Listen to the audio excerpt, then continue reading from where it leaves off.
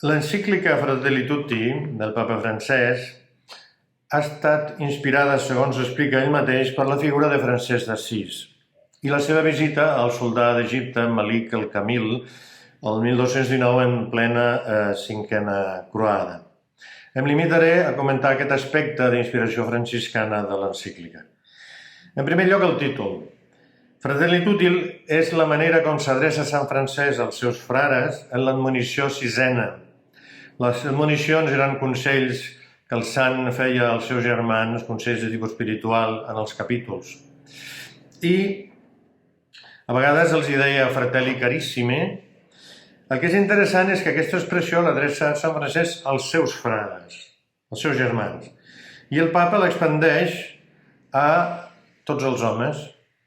Tots els homes som germans. Aquest és una mica el lema de l'encíclica. En segon lloc, la motivació de l'encíclica és el viatge que va fer Sant Francesc a veure el soldà d'Egipte per dialogar amistosament amb ell sobre religió. Cosa que mostra una santa innocència, una bona voluntat increïble i fins i tot naïf. Ha fet un viatge tan llarg amb pocs mitjans en plena contesa amb els musulmans, anar a parlar amb el soldat, demana una certa arriscada bona voluntat. Bé, aquest és un fet que tenim molt ben documentat pel bisbe d'Acre, Jacobo de Vitri, que el 1219 escriu el següent: «Hemos sido testigos de cómo el primer fundador y maestro de esta orden, varón sencillo e iletrado, llamado hermano Francisco, vino al ejército de los cristianos que se hallaba ante los muros de Damieta, en Egipto. Se dirigió intrépidamente a los campamentos del sultán de Egipto, defendido únicamente con el escudo de la fe.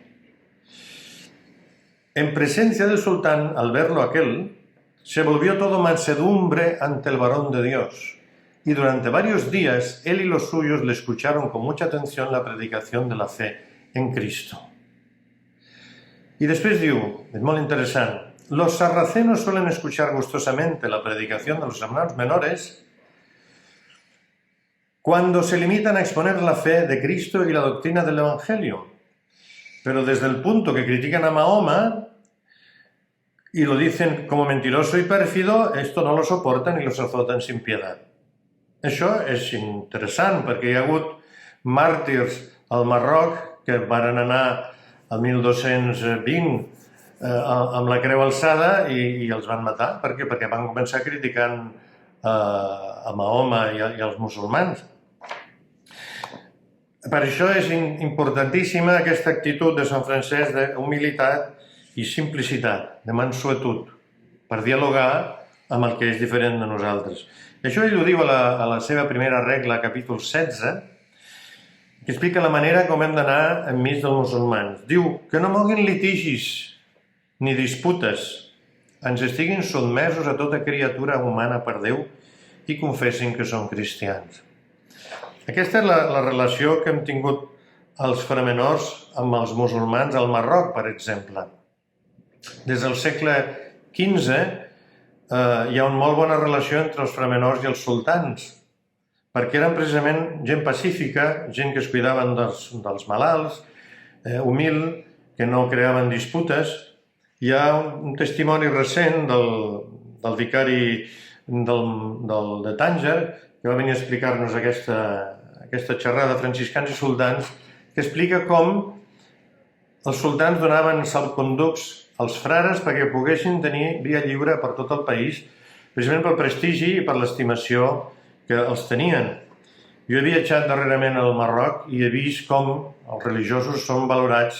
No es pot predicar, no es pot fer catequesi, però els religiosos es dediquen a fer caritat. Amb els disminuïts, amb les dones embarassades, sense marit, amb tot tipus de persones marginades. Allà els cristians el que fan és caritat i per això són estimats i tenen un gran prestigi. També recordem, el papa ho fa al Charles de Foucauld, que es va convertir precisament veient com resaven als musulmans, quan era geògraf del Marroc. I després ell, a Tamarrasset, era molt valorat i estimat com el marabut. El marabut és la persona de Déu. I era un home que va voler ser germà de tothom, el germà universal. I també tenim un testimoni recent amb els monjos de Tibirín, immortalitzats per la pel·lícula Homes i Déus, que tenien molt bona relació amb la gent de Tibirín, anaven a la mesquita, van deixar un espai al monestir perquè fessin els seus resos mentre feien obres a la mesquita, tenien una cooperativa per llaurar els camps amb gent del poblat, tenien també un dispensari on guarien les persones malaltes del poblat, una relació amistosa molt bonica. Bé, aquesta visita del papa pretén exhortar a sortir de nosaltres mateixos i anar cap a aquell que és distint i fins i tot contraposat. Per això s'emmiralla en el viatge de Sant Francesc. I aquest gest que va succeir fa 800 anys, el papa l'ha volgut immortalitzar o actualitzar amb la trobada amb el gran imam de la mesquita de l'Azhar, d'Egipte, que és un referent moral de l'islam sunnita. És un gest important veure l'abraçada dels dos líders religiosos, musulmans i cristians. És un exemple que pot esperonar el diàleg i el respecte entre les religions. I han signat un document molt important que està encapçalat pel següent. Diu: en el nombre de Dios que ha creado a todos los seres humanos, iguales en los derechos y en los deberes y en la dignidad, y los ha llamado a convivir como hermanos entre ellos. Això és molt sorprenent, perquè compartim amb l'islam que Déu és creador, per tant, els homes tenim dignitat. Però que tots els homes som germans, això és nou. Vaja, jo tinc entès que els musulmans consideren germans els musulmans, però no els que no ho són. Per tant, signar això és d'una novetat extraordinària. Bé, amb aquestes pinzellades, algunes constatacions. Primer, el papa, en aquests moments de tant tancament i individualisme, vol que sortim dels nostres grups, dels nostres països, dels nostres cotos tancats i anem a l'encontre del diferent, del que no és dels nostres, fins i tot d'altres religions. I fomentem l'amistat, el diàleg amistós i la bona relació.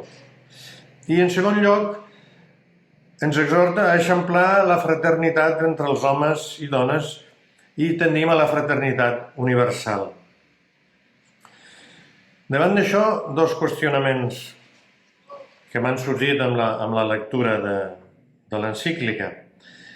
Primer, que la fraternitat universal es donarà plena a la parousia. Aquí, la plena fraternitat entre els homes és una utopia, tot i que és una fletxa, ens hi hem d'adreçar i treballar per aquesta. Però, en principi, la fraternitat total serà la parousia. L'Església està cridada a ser llavor d'això, sagrament de comunió enmig del món. I per això el més important és que a l'Església hi hagi fraternitat i que siguem llum, exemple, llavor de fraternitat i de comunió enmig del món. Segona constatació, en el capítol 8, on parla el papa de les religions al servei de la fraternitat, allà el papa parla de Déu com a pare de tots. Per això només ho diem els cristians, no és un patrimoni de totes les religions. Per tant, hom es pregunta com es pot fonamentar que tots som germans si Déu no és el pare de tots. Bé, la inspiració franciscana de l'encíclica és només a l'inici. La resta de l'encíclica, a partir del capítol segon, és un compendi i una actualització de la doctrina social de l'Església. Voldria subratllar només 3 punts de la riquesa d'aquesta doctrina cristiana social. Primer, la caritat al pobre és retorn. Això ja ho deien els pares de l'Església. La caritat és retornar al pobre el que és d'ell, perquè Déu va fer el món amb els béns iguals de tothom. Després, La propietat privada és legítima, però és relativa, no és absoluta. Està supeditada al bé comú. De manera que si hi ha persones que no tenen casa i altres que tenen 3, és legítima l'expropiació.